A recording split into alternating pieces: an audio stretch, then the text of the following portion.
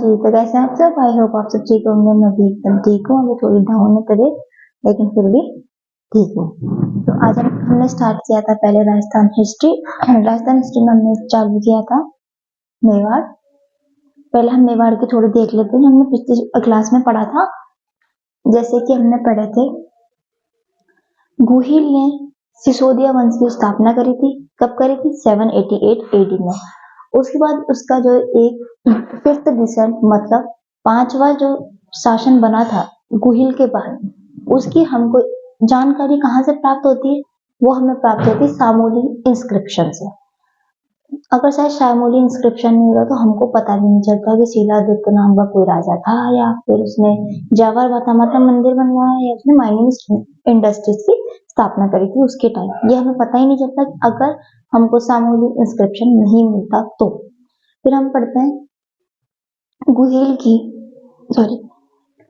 अक्सर का जितनी भी बुक्स हैं उसमें ये जो गुहिल की चॉइस ब्रांचेस बताई गई है। जैसे पहली है मेवाड़, डूंगरपुर,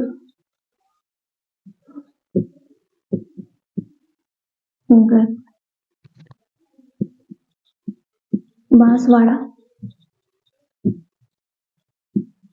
प्रतापगढ़ एंड शाहपुरा। ये इसकी ब्रांचेस बताइए। एक एग्जांपल है, वैसे तो चॉइस है लेकिन हम जो पढ़ेंगे वो हम इनमें से पढ़ेंगे। तो अब एक एक को खोल के देखते हैं। पहले हम पढ़ेंगे मेवाड़। तो हम पहले स्टार्ट करते हैं मेवाड़ से। अब मेवाड़ क्या था? पहले मेवाड़ का नाम मेवाड़ नहीं था। तो पहले मेवाड़ का नाम क्या था? मेवाड़ का नाम था पहले मेदपाट। इसका नाम था मेदपाट। अब ये नाम क्यों पड़ा? ये नाम इसलिए पड़ा, पहले ये बोला जाता है कि यहाँ पे जो मेवाड़ वाला इलाका है, अब मेवाड़ में कौन कौन सा इलाका आता है? इसमें आता है चित्तौड़, राजसमंद, कुंभलगढ़ और उदयपुर। ये सारी जो चीजें हैं इसमें आती है। ठीक है, अब हम इसमें ये देख रहे थे कि इस टाइम चित्तौड़ पे मेव जाति या तो रहा करती थी, या तो वो मेव थे या मेव थे, वो जाति रहा करती थी, इसलिए इसका नाम मेदपाट पड़ा था। फिर इसका दूसरा नाम पड़ा प्रयागवाट।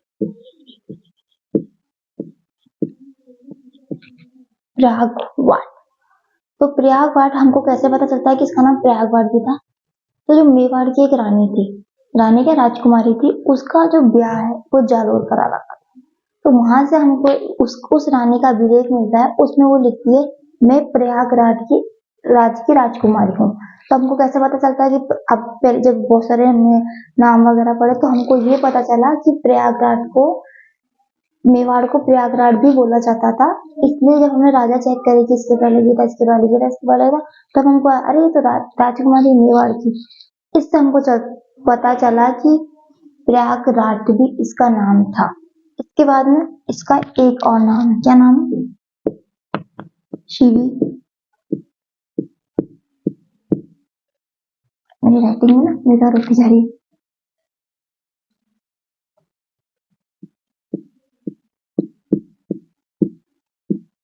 शिवी जनपद। तो पहले ये था, यहाँ पे एक जो जाति थी, शिवी जाति ने राज किया था। पहले शिवी जाति पंजाब में राज किया करती थी। जब सिकंदर का आक्रमण हुआ तो वो वहां से छोड़ के चित्तौड़ आ गए, चित्तौड़ बस गए, इसलिए शिवी जाति ने यहाँ राज किया। अब इसमें है शिवी जनपद। तो पहले जो एरिया होता था उसको जनपद बोला करते थे, इसलिए इसका नाम पड़ गया शिवी जनपद।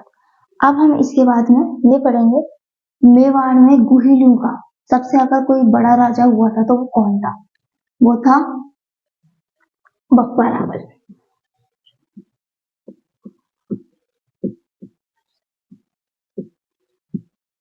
वो था बप्पा रावल। अब ये बप्पा रावल कौन था? ये बप्पा रावल गुहिल का 9वां डिसेंट था। मतलब ये 9वां राजा था। गुहिल के बाद 8 बन चुके थे, ये 9वां था। अब हमको अगर किसी की ज्यादा इंफॉर्मेशन मिलती है तो किसकी मिलती है? वो हमको मिलती है बप्पा रावल। तो इसलिए ऐसा मानते हैं कि पहले जितने भी जो 8 राजा हुए थे वो सब जमींदार हुआ करते होंगे। पहला अगर कोई बड़ा राजा बना तो वो बप्पा रावल बना होगा। अब इस बप्पा रावल का नाम क्या था? इसका जो रियल नाम था वो था कालभोज। इसका नाम था कालभोज। अब अगर इसका कालभोज नाम है तो बप्पा रावल कौन है? पहले क्या हुआ करता था, जितने भी जो राजा वगैरह होता था वो कोई रावल लगाता था, कोई महारावल लगाता था, कोई राजा लगाता था, कोई महाराजा लगाता था, महाराणा राणा, ऐसे ये अपनी उपाधियां लगाया करते थे। तो ये जो रावल है ये तो टाइटल है जो सब लगाते थे। अब इसके बाद में आएंगे रावल रतन सिंह। तो ये तो इनकी एक राजा की उपाधि होगी। और इस बाद बप्पा, तो बप्पा का मतलब ये है, ये गुजरात के टच से इन्फ्लुएंस है। पहले क्या हुआ करता था गुजरात में, अभी भी हुआ करता है, गुजरात में कोई भी अगर सामान्य व्यक्ति होता है तो उसको हम ऐसा बापू बोलते हैं। महात्मा गांधी इसलिए बापू नहीं है कि वो बुजुर्ग है, वो इसलिए वो बापू है कि वो सम्मान्य है।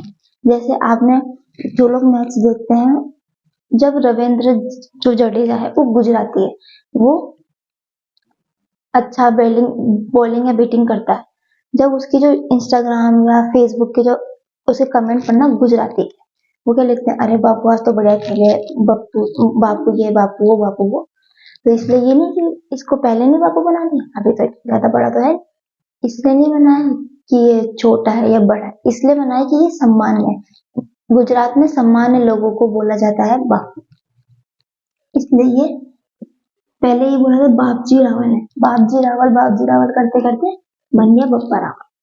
ठीक है, बप्पा रावल बन गया। इसके बाद ये एक ऋषि के फॉलोवर थे, किसके?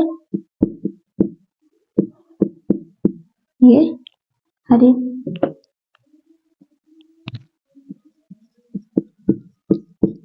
ये सेंट हरित, मतलब ये बप्पा रावल मतलब कालभोज, सेंट हरित मतलब हरित जो इनके गुरु थे उनके ये फॉलोवर थे। और वो कौन थे? वो थे शिव जी के भक्त थे। तो ये बोला जाता है कि बप्पा रावल हरित ऋषि की गायां चराया करते थे, गायां चराया करते थे, इसलिए ये उनके फॉलोवर थे। जब सेंट जो जो जो हरित थे ये जा रहे थे सबको छोड़ के, तो पुष्प की मांगने जब भी बैठे थे तभी बप्पा रावल से बोलते हैं कि तू क्या चाहता है बता, मैं तेरी हर इच्छा पूरी करूंगा। तो उसने कहा बस रहने खाने का व्यवस्था कर दो, बाकी तो सब सही है। तो उसने कहा ठीक है, तू एक काम कर, चित्तौड़ पे आक्रमण कर, चित्तौड़ पे आक्रमण कर दे, वो तुम्हारा जीत जाएगा। तो फिर ये इनके बोलने पर चित्तौड़ पे आक्रमण कर देता है। उस टाइम जो चित्तौड़ है, चित्तौड़ में कौन शासन कर रहा था? तो वो कर रहा था मान्य मौर्य। मान्य पहले मतलब जो इनकी अपन किताबों में इसका नाम मिलता है वो तो मिलता है मान्य मौर्य। तो हम लोग मानते हैं कि शायद ये मौर्य होंगे, पर इसका हम लोग कुछ भी नहीं पता है कौन थे, कौन से मौर्य थे, कौन सी मौर्य थी, हमें कुछ भी नहीं पता। बस ये था, इस नाम का वहां पे राजा था, उसका नाम था मान्य मौर्य, इसको मान्य मौर्य बोलते हैं। और जितने भी इसके पहले राजा वो सब मौर्य लगाते थे, सब मौर्य लगाते थे, पर ये नहीं पता कि कहाँ से आए थे, कौन थे। ठीक है, और बप्पा रावल मान्य मौर्य का भतीजा था, ये बप्पा रावल का मामा था। अब एक बात बताओ, जब ये बप्पा रावल का मामा था, मतलब मान्य मौर्य मामा था, तो ये भतीजा हुआ, भांजा या भतीजा मेरे को समझ में नहीं आ रहा। ठीक है, जो भी होता है आप समझ जाना। अगर ये मामा था इसका, तो इसने अपनी बहन ऐसे एरे गेरे को तो दी नहीं होगी, जो बोलेगा भाई मेरे से तो नहीं समझ रही मेरी बहन, तो तुम ले जाओ, ऐसा तो किया नहीं होगा इसने। अगर इसका ब्याह किया है तो वो भी कुछ अच्छे खासे जमींदार होंगे या फिर कोई राजा होंगे, उन्हीं में शादी की होगी। तो फिर ये गायां चराने वाली बात समझ में नहीं है ना। ऐसा तो है नहीं कि कोई काम धाम है नहीं, वेला ही जो अपना टाइम पास करने के लिए गायां चराना। इसका मतलब ये था गायां चराया करता था, ये मतलब अगर बप्पा रावल ने के पापा ने या बप्पा रावल ने इनको जो गौशाला में दान दिया होगा, ये हो सकता है। हम कभी इसमें भी कोई क्लैरिफिकेशन नहीं है, पर अगर मामा है तो ये कोई छोटा मोटा आदमी तो होगा नहीं। तो ऐसे इससे ये पता चलता है ये मामा, फिर इसने इसको हराया और फिर चित्तौड़ पे अपनी गद्दी हासिल करी। तो चित्तौड़ पे कैसे गद्दी, जो गद्दी थी वो हासिल करी? उस टाइम सिकंदर और अरब के जो आक्रमण थे वो बहुत बढ़ते जा रहे। जो मान्य मौर्य के जो सेनापति थे वो सब थे, उन्होंने कहा हमारा राजा तो बेलखा, उससे तो हार सकने ना काल तक। तो अब हम एक काम करते, भांजे को बुला के लाते। भांजा कौन? बप्पा रावल। तो ये सब जाते नागदा। बप्पा रावल नागदा में रहा करता था और सेंट हरीफ भी नागदा में रहा करते थे। ये सब जाते नागदा। नागदा में जाने के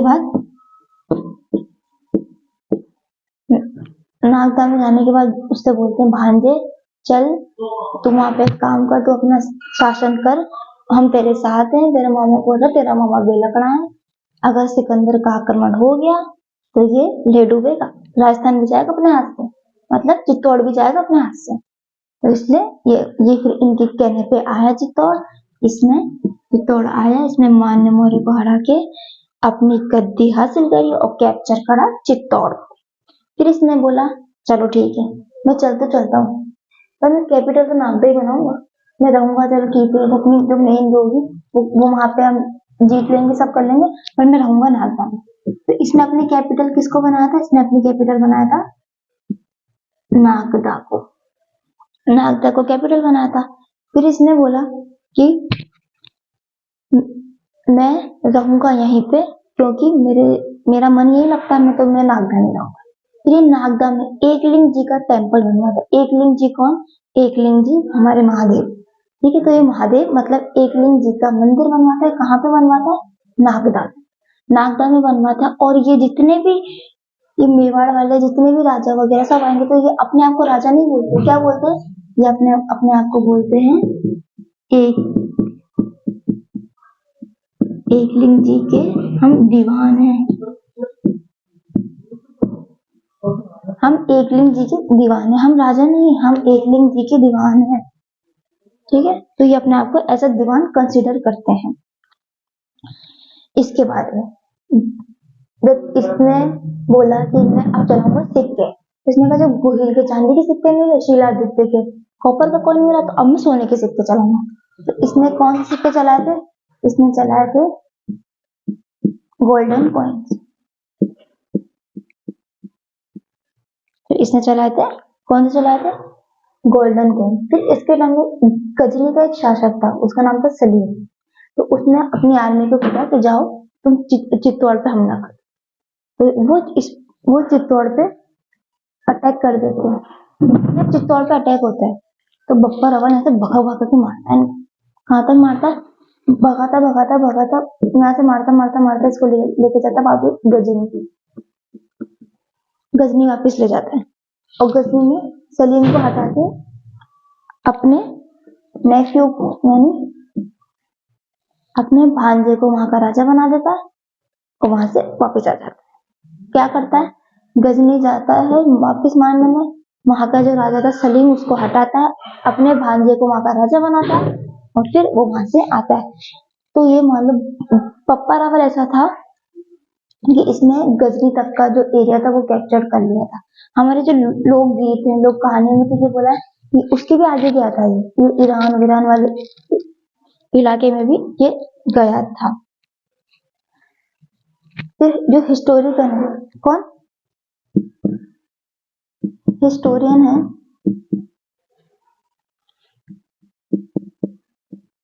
C.V. वैद्य, तो वो कंपेयर करते हैं बप्पा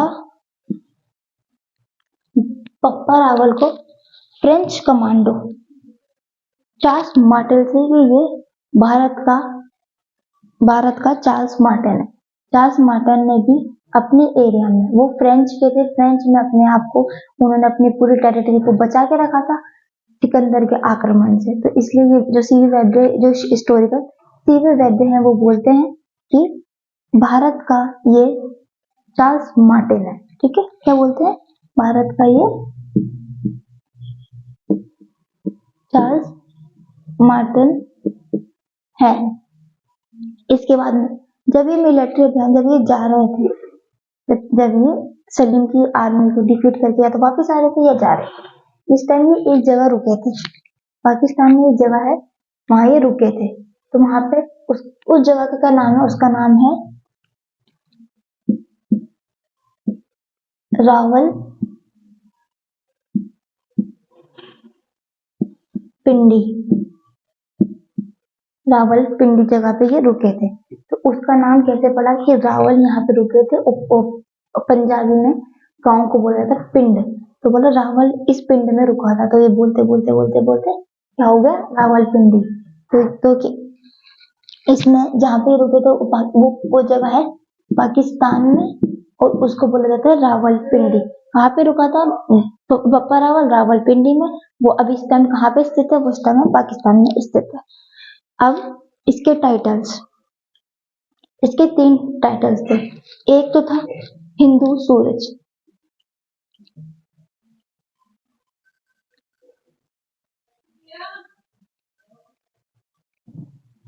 इसके हम पढ़ेंगे उपाधियां। उपाधियां पहली है हिंदू सूरज। हिंदू सूरज को क्यों बोलते हैं? क्योंकि इसने अपने पूरे एम्पायर को मुस्लिम आक्रमण से बचा के रखा था। सॉरी, हिंदू सूरज इसलिए बोला जाता है कि इसने अपने पूरे एम्पायर को, जितने मुस्लिम आक्रमण है उन सबसे बचा के रखा था, इसलिए इसको बोला जाता है हिंदुओं का ये सूरज है। इसने अपना सूरज मतलब बहुत ऊपर रखा, इसने किसी भी आक्रमण को सफल नहीं होने दिया, इसलिए इसको बोलते हैं हिंदू सूरज। सेकंड इसका है राजगुरु। अब राजगुरु इसको क्यों बोलते हैं? क्योंकि भाई ये बोला अगर किसी को भी कोई शिक्षा चाहिए तो मैं दे दूंगा। इसको सब एज अ, ये जो कमांडर था वो बहुत अच्छा था, इसलिए सब इसको गुरु माना करते थे, इसलिए इसकी उपाधि पड़ी राजगुरु की। ये सबको सिखाता भी था, ये सबसे अच्छे तरीके से पेश आता था। तो इसका क्या नाम था? नाम था बप्पा रावल। इसकी उपाधि थी एक हिंदू सूरज, एक थी राजगुरु, और तीसरी क्या थी? तीसरी थी चकवाई।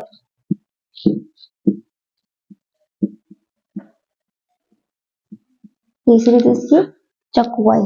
चकवाई का मतलब क्या होता है कि ये इंडिया है, ये इसने ये वाला पार्ट भी जीत लिया, ये वाला पार्ट भी जीत लिया, ये वाला पार्ट भी जीत लिया, ये वाला पार्ट भी, किसने अपने चारों एरिया को कैप्चर कर लिया था, इसलिए इसको चकवाई भी बोला जाता है। तो बस ये था बप्पा रावल। अगर आई होप आपको अच्छा लगा होगा। अब हम पढ़ेंगे कल अलर्ट। तो अगर आपको वीडियो अच्छी लगी तो लाइक कीजिएगा, शेयर कीजिएगा, कमेंट कीजिएगा, सब्सक्राइब कीजिएगा YouTube channel study with Himanshu. इसके भी पीडीएफ्स में डाल दूंगी। तो ये भी बताएं राजस्थान हिस्ट्री का लेक्चर आपको कैसा लग रहा है। कोशिश करिए, फर्स्ट टाइम, आज तबीयत थोड़ी ठीक नहीं है, कल से और बेटर करने की कोशिश करेंगे। तो बस, बाय।